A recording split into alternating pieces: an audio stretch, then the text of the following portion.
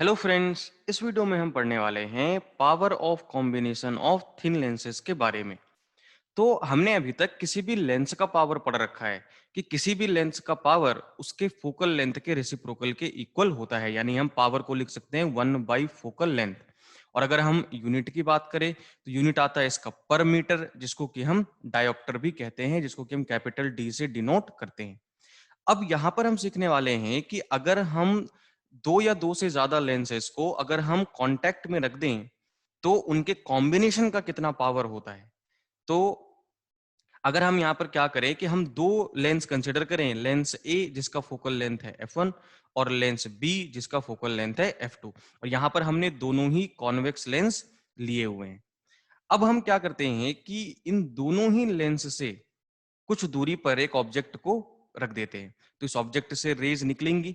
तो होता एक्चुअली में ये है कि ये जो ऑब्जेक्ट रखा हुआ है इसका सबसे पहले एक इमेज बनाता है पहला लेंस, यानी लेंस ए, और उस इमेज को हमने यहां पर दिखाया हुआ है I1 से। अब ये जो I1 इमेज है जो कि ए ने बनाया है, ये I1 इमेज लेंस बी के लिए एक ऑब्जेक्ट के जैसे काम करता है, यानी लेंस बी इस I1 को एक ऑब्जेक्ट के जैसे ट्रीट करता है और एक फाइनल इमेज बनाता है, जिसको हमने यहाँ पर आई से दिखा रखा है और हमने यहाँ पर रे डायग्राम भी दिखाया हुआ है। तो अगर हम अलग अलग पैरामीटर्स लिखें दोनों ही लेंसेज के लिए, तो हम लिख सकते हैं कि पहले वाले लेंस के लिए जो ऑब्जेक्ट डिस्टेंस है वो तो u के इक्वल है, इसका फोकल लेंथ f1 है, और इसके लिए जो इमेज बन रही है पहले लेंस का इमेज I1 है, तो इसीलिए कॉमन ऑप्टिकल सेंटर से I1 की जो दूरी है v1 वो है इमेज डिस्टेंस लेंस ए के लिए। अब अगर हम लेंस बी की बात करें तो लेंस बी I1 इमेज का इमेज बना रहा है, यानी इसके लिए I1 ही ऑब्जेक्ट है, तो ये जो V1 है यही ऑब्जेक्ट डिस्टेंस बन जाएगा इसके लिए, और फाइनल इमेज I है, तो कॉमन ऑप्टिकल सेंटर से जो फाइनल इमेज की डिस्टेंस है V, वो हो जाएगा इमेज डिस्टेंस हमारा लेंस बी के लिए। अब अगर हम क्या करें, लेंस फॉर्मूला लगा दे लेंस ए और लेंस बी के लिए, तो हमें क्या मिलेगा कि अगर हम लेंस ए के लिए लगाए तो हमें मिलेगा 1/v1 minus 1/u is equal to 1/f1, और लेंस बी के लिए हमें मिलेगा 1/v minus 1/v1 is equal to 1/f2। यहां पर हमें ध्यान रखना है कि लेंस बी के लिए हमने ऑब्जेक्ट डिस्टेंस को वो रखा है जो पहले के लिए लेंस ए के लिए इमेज डिस्टेंस है, इस बात का हमें ध्यान रखना है। अब अगर हम इन दोनों ही इक्वेशंस को ऐड कर दें तो हमें क्या मिलेगा, 1/v minus 1/u is equal to 1/f1 plus 1/f2। अब अगर हम इस पूरे कॉम्बिनेशन का equivalent focal length capital F मान लें, तो हम इस इक्वेशन को क्या लिख सकते हैं, 1/v minus 1/u, right hand side के एक्सप्रेशन को हम 1 इक्विवेलेंट फोकल लेंथ लिख सकते हैं। तो यहां से हमारे पास अगर हम कंपेयर करें तो हमें इक्विवेलेंट फोकल लेंथ आ जाएगा 1/f1 प्लस 1/f2। यानी अगर हमें दे दिया जाए दो लेंस कॉन्टेक्ट में और हमें बोला जाए कि इसका इक्विवेलेंट फोकल लेंथ निकालो, तो हमें कुछ नहीं करना है, हमें ये फॉर्मूला लगाना है 1/f is equal to 1/f1 plus 1/f2। यहाँ पर ध्यान ये रखना है कि f1 और f2 को साइन के साथ सब्स्टिट्यूट करना है, जैसे कॉन्वेक्स लेंस का फोकल लेंथ पॉजिटिव होता है और कॉन्केव लेंस का फोकल लेंथ नेगेटिव होता है, तो हमें साइन के साथ सब्स्टिट्यूट करना है और हमें इक्विवेलेंट फोकल लेंथ मिल जाएगा।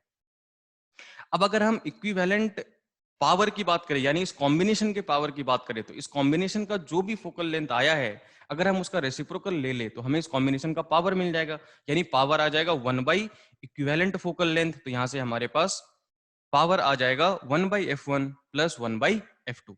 अब ये 1/f1 तो हमें पता है ये पहले वाले लेंस का पावर है और 1/f2 दूसरे वाले लेंस का पावर है, तो इसीलिए अगर हम कॉम्बिनेशन का पावर इंडिविजुअल लेंसेज के पावर के टर्म में लिखना चाहें तो हम कॉम्बिनेशन के पावर को लिख सकते हैं P1 प्लस P2। यानी अगर हमें कॉम्बिनेशन का पावर निकालना है तो हमें सिंपली क्या करना है, जितने भी लेंसेज कांटेक्ट में हैं उनके पावर्स का सम ले लेना है, और यहां पर पावर को भी हम साइन के साथ सब्स्टिट्यूट करेंगे, जैसे कॉन्वेक्स लेंस का फोकल लेंथ पॉजिटिव होता है इसलिए इसका पावर भी पॉजिटिव होता है, कॉन्केव लेंस का फोकल लेंथ नेगेटिव होता है इसलिए इसका पावर भी नेगेटिव होता है। तो जो भी कॉन्सेप्ट हमने सीखे हैं आइए अब उसको एक एग्जाम्पल प्रॉब्लम में लगाते हैं। तो यहां पर हमने एक कॉम्बिनेशन लिया हुआ है जिसमें एक कॉन्वेक्स और एक कॉन्केव लेंस को कांटेक्ट में रखा हुआ है, और क्वेश्चन कह रहा है कि the power of two lenses is 10 dioptre and -5 dioptre. when these two lenses are placed in contact with each other, what will be the power of their combination? तो इस क्वेश्चन में हमें दो लेंसेज का पावर दिया हुआ है, एक का प्लस में दिया हुआ है, एक का माइनस में दिया हुआ है। तो हमें समझ जाना है कि यहाँ पर जो हमारा पहला वाला लेंस है वो कॉन्वेक्स लेंस है, और कॉन्वेक्स लेंस का पावर पॉजिटिव होता है, इसलिए कॉन्वेक्स लेंस वाला पावर P1 हमें दिया हुआ है 10 डायोप्टर। जो दूसरा वाला हमारा कॉनकेव लेंस है, इसका पावर नेगेटिव में होगा, तो दिया भी है नेगेटिव में, तो हम P2 को लिख लेंगे -5 डायोप्टर। अब कह रहा है कि हमें कॉम्बिनेशन का पावर बताना है, तो हमें पता है कॉम्बिनेशन का पावर होता है सिंपली P1 प्लस P2। तो अगर हम यहाँ पर सब्स्टिट्यूट कर दें तो हमारा कॉम्बिनेशन का पावर आ जाएगा 5 डायोप्टर। तो यहाँ पर ये पॉजिटिव जो है वो पावर आ रहा है कॉम्बिनेशन का। तो इस वीडियो में हमने क्या क्या सीखा? हमने सीखा कि अगर हम पावर निकाले कॉम्बिनेशन का फोकल लेंथ के टर्म में, तो हम पावर को लिख सकते हैं 1/f1 प्लस 1/f2। यहाँ पर हमें f1 और f2 को साइन के साथ सब्स्टिट्यूट करना है।